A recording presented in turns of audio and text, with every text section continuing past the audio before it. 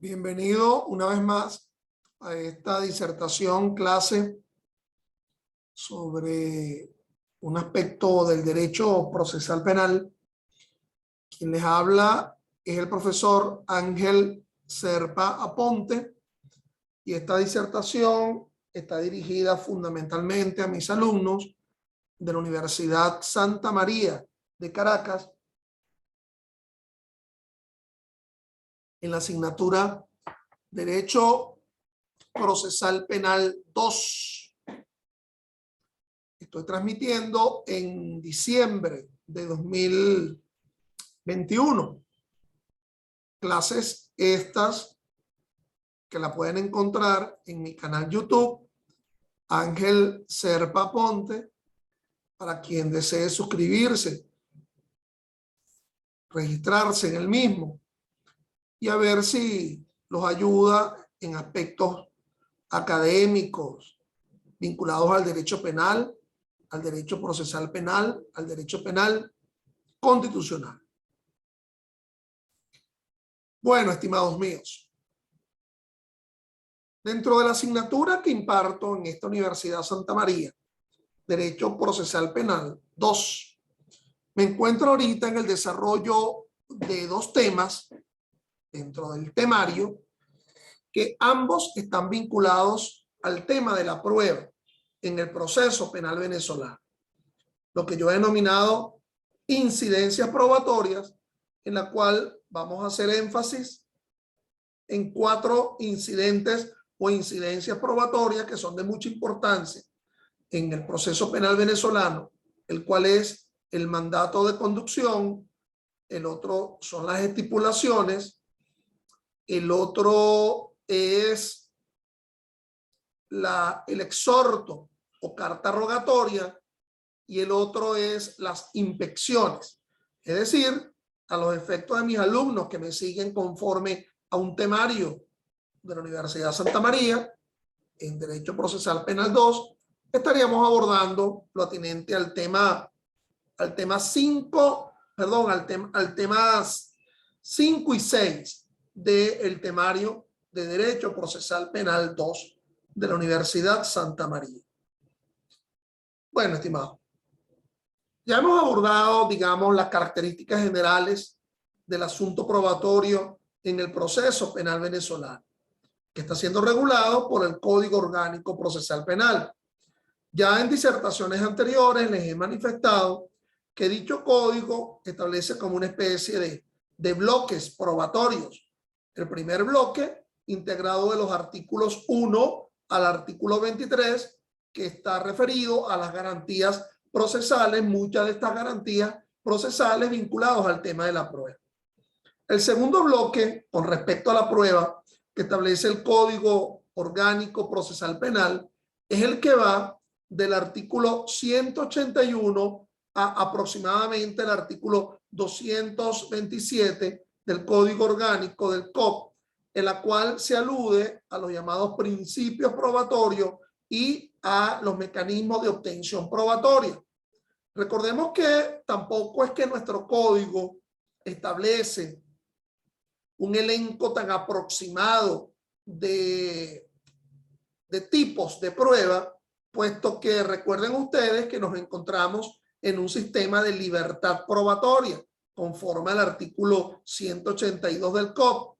Es decir, se puede probar todo con todo y por lo tanto sería francamente ociosa que haríamos mucha incidencia al tema del régimen de prueba en lo que atañe a testigos, peritos, etcétera, bajo esa noción de libertad probatoria en la cual se puede probar todo con todo. Más sin embargo, ese segundo bloque, el bloque que yo denomino de obtención probatoria, que va del 181 al 227, claro, establece particularidades en lo que atañe a ello, a la obtención probatoria, pero siendo que la apreciación de dichas pruebas va a ser por la vía de la sana crítica, utilizando lógica, experiencia y ciencia.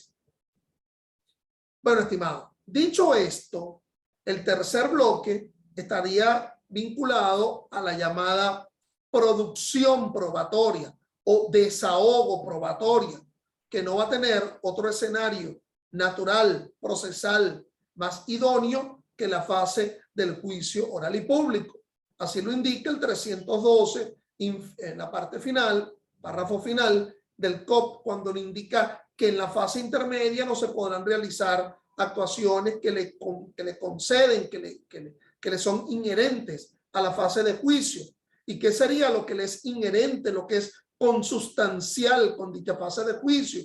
Pues nada menos que la producción probatoria, el desahogo probatoria y el debate sobre la prueba para que después, posteriormente, ese juez aprecie la prueba. Entonces, bueno, dicho esto, ya en otras oportunidades he ahondado sobre la doctrina, etcétera, etcétera, vinculado al tema de la prueba.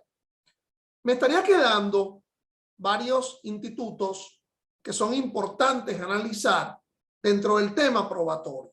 Recuerden que conforme al temario de la Universidad de Santa María, yo debo hacer mucho énfasis a la referencia normativa, a cómo se regula específicamente en la ley, a la pauta, cumpliendo el principio de legalidad de todos estos institutos vinculados al derecho procesal y, en este caso, a la prueba.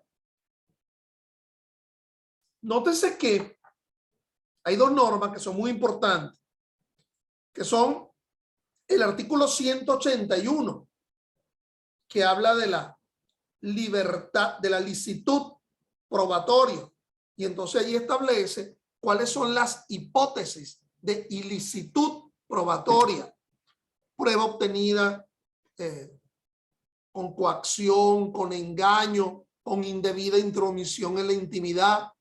16, 15 hipótesis maneja ese artículo 181 del COP, que no hace más que reglamentar al artículo 49, numeral primero de la Constitución, que nos indica será nula toda prueba obtenida en violación al debido proceso. Y las hipótesis para conducir a esa nulidad, que se expresa en el 49, numeral 1 de la Constitución, son las hipótesis que expresamente se manejan en el artículo 181. Eso es licitud probatoria. Pero también podríamos hablar de una legalidad probatoria, de un principio de legalidad probatoria, que se inscribe en el artículo 183. Fíjese que en este derecho penal, a ti te han dicho los profesores, nadie será sancionado sino sobre la base de un delito que esté descrito previamente en pauta de ley. Ese es el principio de legalidad sustantiva. Pero también el 253 de la Constitución establece que los actos procesales tienen que estar regulados en previa pauta de ley. La realización de los actos procesales tal como lo determina la ley adjetiva. Pero aquí tendríamos como un tercer principio de legalidad. Es decir, todo lo que se hace en relación a la prueba, que yo denomino los quehaceres probatorios en el proceso penal, qué hacer, qué realizar con respecto a la prueba en el proceso penal, ha de estar regulado previamente en pauta de ley. Principio de legalidad probatoria, así como hay el principio de legalidad sustantiva, así como hay el principio de legalidad adjetiva, también hay el principio de legalidad probatoria. Entonces, todo lo que esté vinculado a la obtención, ofrecimiento, producción, apreciación de la prueba, verificar cómo se regula en pauta de ley. En el caso del derecho procesal penal, del proceso penal venezolano, a diferencia del proceso civil, ustedes ven en el proceso civil que el tipo de prueba y los quehaceres probatorias están siendo regulados en la ley sustantiva, que sería el Código Civil. En nuestro caso, nuestra ley sustantiva es el Código Penal, pero el quehacer probatorio, todo lo vinculado a la prueba, en lugar de estar regulado en una norma sustantiva como es el Código Penal, está siendo regulada como debe ser en una ley adjetiva, que es el Código Orgánico Procesal Penal. Entonces, bueno, se nos está quedando en la explicación estos dos institutos. Uno es el llamado mandato de conducción, que está siendo regulado en el artículo 292 del COP. Con su permiso, yo voy a leer en extenso la norma. El Tribunal de Control, a solicitud del Ministerio Público, podrá ordenar que cualquier ciudadano sea conducido por la fuerza pública en forma inmediata ante el funcionario del Ministerio Público que solicitó la conducción, con el debido respeto de sus derechos constitucionales, a fin de ser entrevistado por aquel sobre los hechos que se investigan. Será llevado en forma inmediata ante el Ministerio Público para dar cumplimiento al objeto de su requerimiento en un plazo que no excederá de 8 horas contados a partir de la conducción por la fuerza pública. Conforme a esa norma, a ese artículo 292 del COP, te das cuenta que ese mandato de conducción se estructura es para realizar actos de investigación. Es decir, actos de investigación que van a ser asumidos, realizados en la fase preparatoria, que es la fase inicial, la que le va a conducir a un convencimiento al fiscal del Ministerio Público. Mandato para ser conducido a sede fiscal. A sede fiscal para que allí se realice la entrevista como un elemento de convicción que le va a sustentar el convencimiento al fiscal. No es un mandato de conducción para ser llevado ante un tribunal. No es un mandato de conducción para ser llevado a un juicio oral y público. La finalidad del mandato de conducción establecido en el artículo 292 del COP es a los efectos, repito, de realizar entrevistas en sede fiscal a los fines de lograr un convencimiento. Si ello es así, y si se utiliza la fuerza pública para mandar a conducir a alguien, a un testigo que acuda y rinda la entrevista, debemos asumir que este mandato de conducción, en primer lugar, bajo un principio de proporcionalidad, en donde la afirmación de la libertad es lo fundamental, donde la privación de la libertad sería una circunstancia última en espera de que actuaciones sin privación de la libertad configuren a la finalidad del proceso. Para que pueda haber un mandato de conducción, definitivamente tendrían que agotarse unas vías no privativas de la libertad, como por ejemplo citaciones, notificaciones a los testigos para que acudan a sede fiscal a los fines de la declaración, a los fines de rendir entrevistas. Si se verifica una notificación o una citación y no se acude a sede fiscal, y todavía recuerden que tenemos el apremio de en los 45 días, si está privado el procesado, el Ministerio Público presentará una acusación.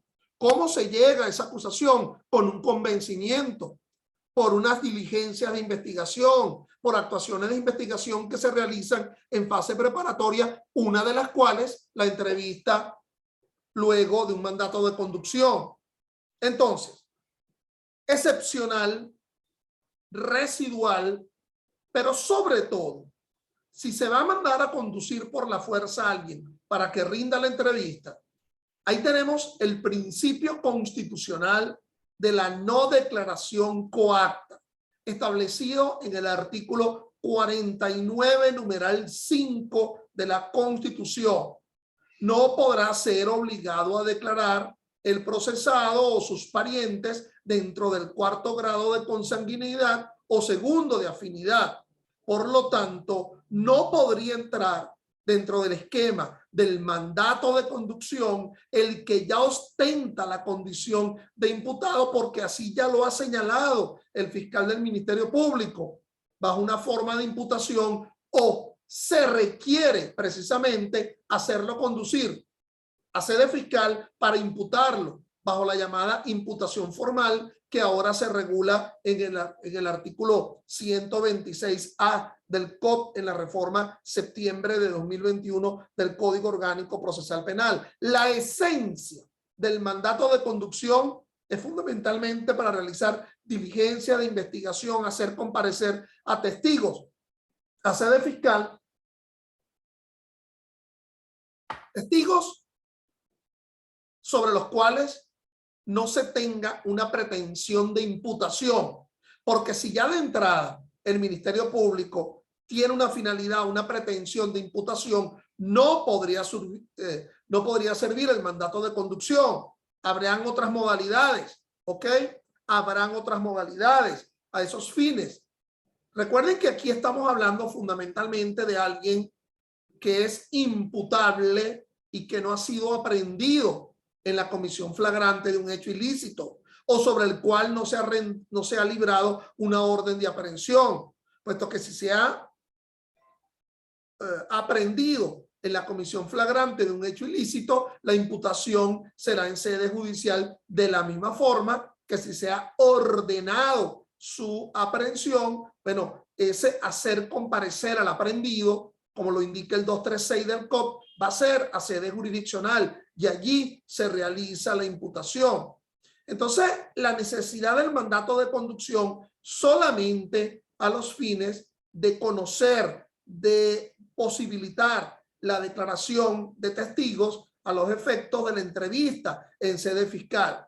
Y con ello yo contrario la tesis que se está manejando por allí a partir de una circular de octubre de 2021 del Ministerio Público, del Fiscal General de la República, sobre la utilización del mandato de conducción 292 del COP para la realización del acto de imputación.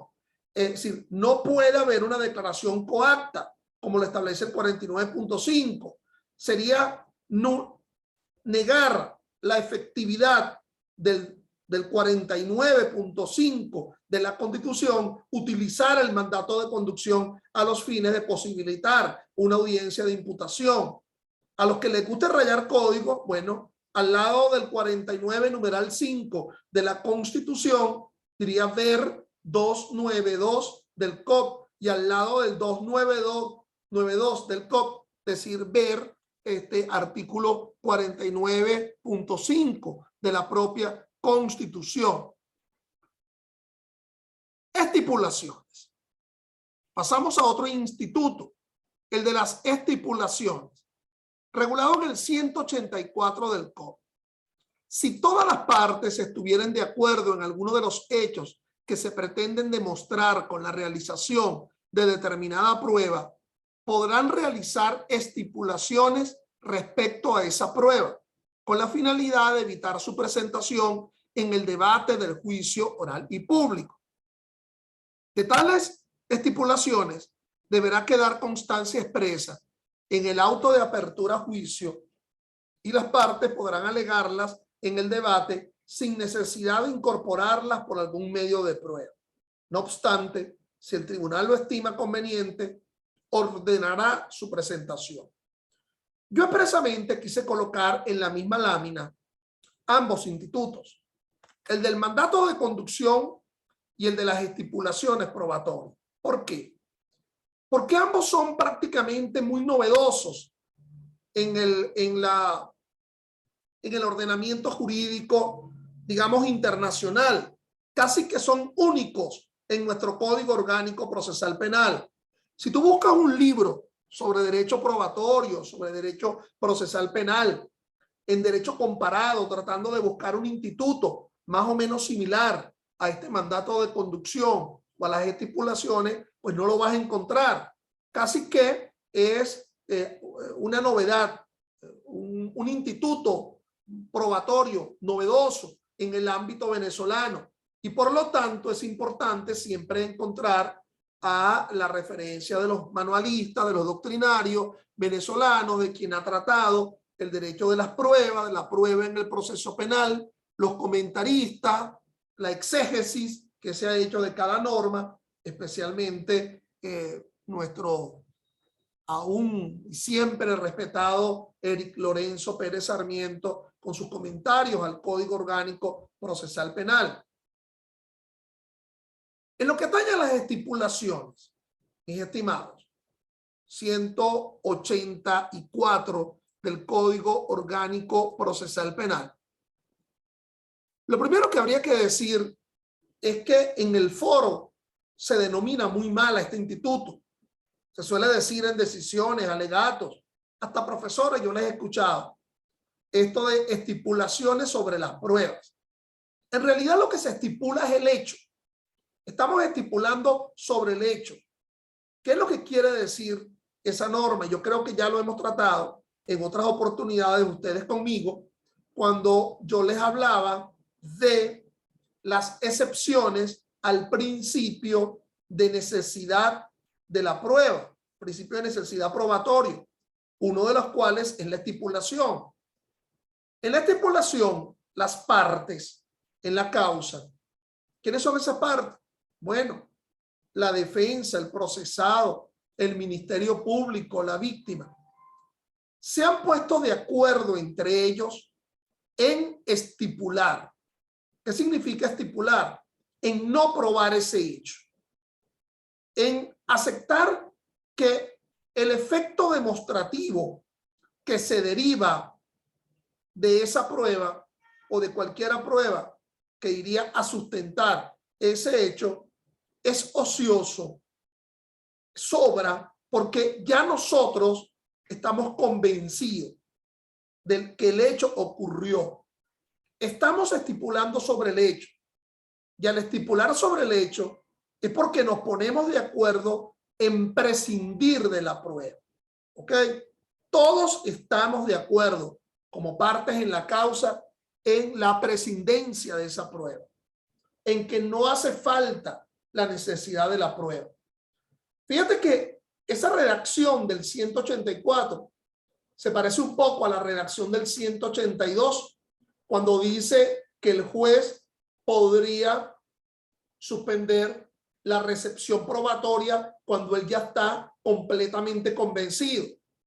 Aquí, en el caso del 184, quienes están convencidos son las partes. Y la oportunidad de la estipulación probatoria está demarcada en el artículo 311 del Código Orgánico Procesal Penal. Si está allí, es porque las partes se pueden poner de acuerdo, bien sea verbalizadamente y el juez levante el acta, o bien sea por escrito, en donde lo suscriben todas las partes, en no probar un determinado hecho, es decir, en estipular el hecho. Vamos a ocuparnos, dirán las partes, de otras circunstancias vinculadas al hecho, ¿ok? Otras pruebas vinculadas al hecho, pero esa prueba sobre ese aspecto del hecho como que sobra, porque ya estamos de acuerdo. Vuelvo yo al eterno ejemplo. Si todos estamos de acuerdo, defensa, procesado, víctima, en este caso la víctima secundaria, es decir, los familiares de la víctima que ya está muerta por ocasión del delito, estamos de acuerdo en que Pedro mató a Juan. Ahí no tenemos ningún tipo de duda. Pedro mató a Juan. No necesitamos médico forense para que determine la causa de muerte. Estamos afirmando que Pedro mató a Juan. Lo que pasa es que el Ministerio Público dice que esa muerte fue por intención, fue un homicidio intencional. En cambio, la defensa de Pedro indica que no, que lo que hubo fue legítima defensa, que Pedro lo que hizo fue defenderse frente a la agresión injusta sin su falta de provocación por parte de Juan. Allí está la diferencia. O sea, vamos de verdad a médico forense establecer la causa de la muerte. Estamos de acuerdo en que Pedro mató a Juan, pero tú dices que fue con intención y yo digo que fue en legítima defensa. Vamos, que el médico forense jamás me va a decir si ese disparo fue un disparo con intención o fue un disparo en defensa, porque el proceso biológico a partir de la cual el proyectil ingresó al cuerpo y ahora lo hace un cuerpo inerte, y que la trayectoria del proyectil fue la que al ingresar en órganos vitales derivó el efecto muerte, ese proceso físico, biológico, no me va a establecer si hubo o no hubo intención o si hubo o no hubo defensa. Es decir, un disparo en cercanía puede haber sido un disparo con intención o puede ser un disparo en procura de la defensa, o sencillamente que un arma se le cae a alguien y se active el mecanismo de eyección del proyectil, y a partir de la cual no hubo ni defensa ni intención, sino sencillamente un hecho fortuito. Entonces, hemos decidido en prescindir de esa prueba. ¿Qué sé yo? Hablar de si hubo violación o no a partir de la penetración y que por ello era necesario el examen médico forense. Dirá la defensa. Yo estoy de acuerdo, no es necesario el examen médico forense si tuvieron una relación sexual.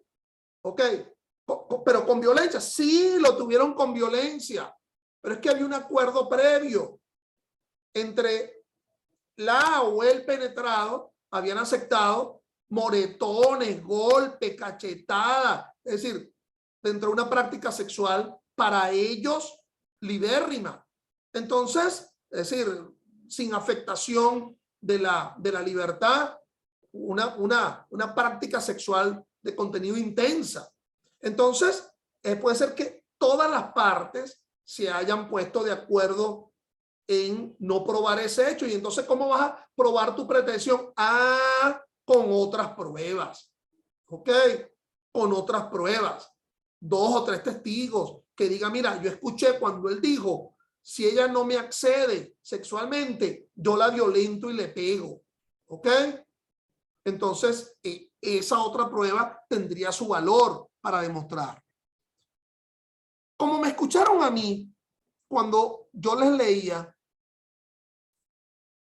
ese artículo 184, el final de la película parece que no es tan feliz, porque dice la parte infine del 184. No obstante, si el tribunal lo estima conveniente, ordenará su presentación. Es decir, ustedes se habrán puesto de acuerdo en no probar el hecho, pero yo, pues, yo soy el que va a terminar apreciando la prueba. Y si ese hecho a mí no se me demuestra y yo no lo veo tan claro, yo puedo insistir en que ustedes oferten su prueba. ¿Qué juez? Yo creo que serían 2. El juez de control, en la oportunidad del 311 del COP, es decir, cuando las partes deciden estipular antes de que se realice la audiencia preliminar, o puede ser el juez de juicio. El juez de juicio que es quien va a terminar apreciando la prueba en el desarrollo del juicio oral y público. Fíjate que pudiera darse una circunstancia interesante, que el juez de control admita las estipulaciones en la audiencia preliminar, cuando las partes, ambas o las 3 partes, se pusieron de acuerdo en la oportunidad del 311 en estipular con respecto al hecho. Y el juez de control indica, bueno, se admite las estipulaciones, por ejemplo, con respecto a la causa de la muerte, porque tendría que ser muy preciso sobre qué se está estipulando. La precisión de la estipulación tiene que ser o sobre la prueba que se prescinde o sobre el hecho sobre el cual se prescinde su probanza. Es lo que se denomina el objeto de prueba. Recuerda que el objeto de prueba es lo que se requiere ser demostrado y el sujeto de prueba con lo cual se pretende demostrar. Entonces, ¿estamos de acuerdo en la estipulación del sujeto de prueba o del objeto de prueba? Y el juez de control a lo mejor lo afirma y así queda en el auto de apertura de juicio. Pero cuando eso llega a juicio, el juez de juicio podría no aceptar las estipulaciones. Y tú me dirás, procesalmente, ¿cómo se llamará eso? Una nulidad parcial del auto de apertura a juicio, porque es en el auto de apertura a juicio donde se habla de las estipulaciones. Es decir, el juez de juicio está anulando parcialmente el auto de apertura a juicio, que por cierto, conforme al 314 del COP, es inapelable, pero no dice nada de que no sea anulable. pequeño detalle, ¿no? Gran detalle. No dice es inapelable el 314, pero no dice nada de que no sea anulable. Y es que a la nulidad le podemos llegar interponiendo un recurso, y si se declara con lugar dicho recurso, o se podría llegar solicitando de forma autónoma por escrito un planteamiento de nulidad ante un juez. Aquí no estaría la limitante del 160 del COP, en la cual un juez no puede anular su propio fallo, porque aquí no se trata del mismo juez. Sería el juez de juicio que estaría anulando, si es que así fuese, un componente del auto de apertura a juicio. Yo no creo en lo personal que haya necesidad de llegar a ello. Es decir, a una nulidad expresa, sino que sencillamente el juez de juicio lo que indica que a pesar que existan las estipulaciones en el auto de apertura a juicio, ese juez de juicio que está en el debate, presenciando el debate, realmente los hechos que se están derivando, a él impone la necesidad de que se pruebe esa circunstancia. Que a pesar que se aceptó unas estipulaciones, yo ahora en el fragor del juicio oral y público requiero una probanza. Es decir, lo que yo he denominado el carácter portátil o prescindible de la decisión que acuerda las estipulaciones por parte del juez de control por la exigencia de verdad que establece el 13 del Código Orgánico Procesal Penal. Es decir, la llamada verdad material que se reconstruye con pruebas y que aquí el juez de juicio no puede reconstruirla porque en primer lugar no asistió a los hechos y segundo, ese hecho que ahora se está incorporando, la verdad que con esa escasez, con esa escualidez probatoria y sobre todo las partes prescindiendo de probar un determinado hecho, para él no le va a permitir establecer una verdad. Tú dirás, eso no es ultra citra o extra petita. No estamos dentro de un sistema acusatorio en donde el juez no tiene por qué probar nada, sino que tiene que probar son las partes. Bueno, te responderé. En primer lugar, las partes no están probando nada, porque están prescindiendo de probar. Están asumiendo una especie de hecho notorio que en realidad no lo es tal. Es decir, con la afirmación de estipulación se está concretando la existencia de un hecho notorio y en realidad tal notoriedad no es tan exprofesa, en primer lugar. En segundo lugar, ¿quién fue el que aportó el hecho? No fue el juez, fueron las partes. El hecho que está aportando las partes es, una está hablando de homicidio, el otro está hablando de legítima defensa, una parte está hablando de violación, lo cual es un delito, la otra parte está hablando de un acto sexual consentido. Porque a lo mejor ese juez podrá decir, está bien, si tú dices que es con moretones que fue aceptado ese coito, esa penetración, oye, pero yo quiero ver hasta qué punto fue el nivel de los moretones o fue el nivel de la aflicción física. Porque si alguien en plena práctica sexual ve que el otro está sangrando por donde le está pegando, bueno, ahí habría un nivel allí a partir de la cual alguien pudiera dudar de esa libertad en ese tipo de práctica sexual, lo que alguien denominaría ámbito de ausencia del derecho. ¿Ok? Bueno, en todo caso, eso es lo que alude al tema de las estipulaciones. Mis estimados, el otro instituto sobre el cual les quiero hablar son los exhortos o cartas rogatorias, solicitudes de asistencia mutua en materia penal, que está regulada en el artículo 185 del COP, Pero para ello tendríamos que anticiparnos a lo que establece el 17, el numeral 17 del artículo 111 del COP. Corresponde al Ministerio Público en el proceso penal solicitar y ejecutar exhortos, cartas rogatorias y solicitudes de asistencia mutua en materia penal en coordinación con el Ministerio con competencia en materia de relaciones exteriores. Y luego el 185 nos indica: corresponde al Ministerio Público, en coordinación con el Ministerio con competencia en materia de relaciones exteriores, solicitar y ejecutar exhortos o cartas rogatorias y solicitudes de asistencia mutua en materia penal, lo cual realizará conforme a las previsiones de la legislación interna y con fundamento en los acuerdos, tratados y convenios internacionales suscritos y ratificados por la República en la materia. ¿De qué estamos hablando? En primer lugar, los exhortos o cartas rogatorias son actividades probatorias, no son actividades de requerimiento de un procesado. Es decir, el exhorto o la carta rogatoria no es una solicitud de extradición, que como bien lo sabes tú, hay una extradición activa cuando Venezuela es quien está solicitando, está requiriendo a un extraditable que se ha enviado de un país extranjero con la cual se tenga un tratado bilateral de extradición a Venezuela, o la extradición pasiva, que Venezuela es la requerida para enviar a alguien en extradición.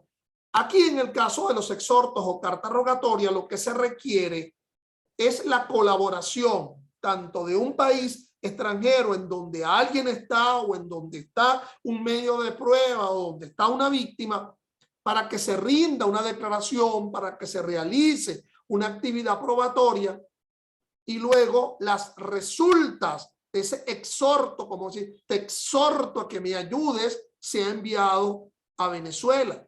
En el caso del llamado exhorto activo, porque Venezuela, a través de su Ministerio Público, que es el titular de la acción penal, y a través de la Cancillería, porque se habla del Ministerio del Ramo, es quien procure a una nación extranjera bajo los convenios de colaboración y ayuda en materia procesal que se tenga. Inclusive hay una resolución de la ONU en tal sentido, de la cual Venezuela se ha hecho parte en materia de colaboración, o un exhorto pasivo, que Venezuela, sus tribunales, es al cual se le pide una ayuda a los fines de que se realice diligencias de investigación en el ámbito nacional y que ello sea canalizado a través del Ministerio Público ante los tribunales respectivos. A ello aludo al llamado exhorto o carta rogatoria. Y por favor, incorpórense en la segunda parte de esta reunión, de esta disertación, con las mismas coordenadas. Muchas gracias.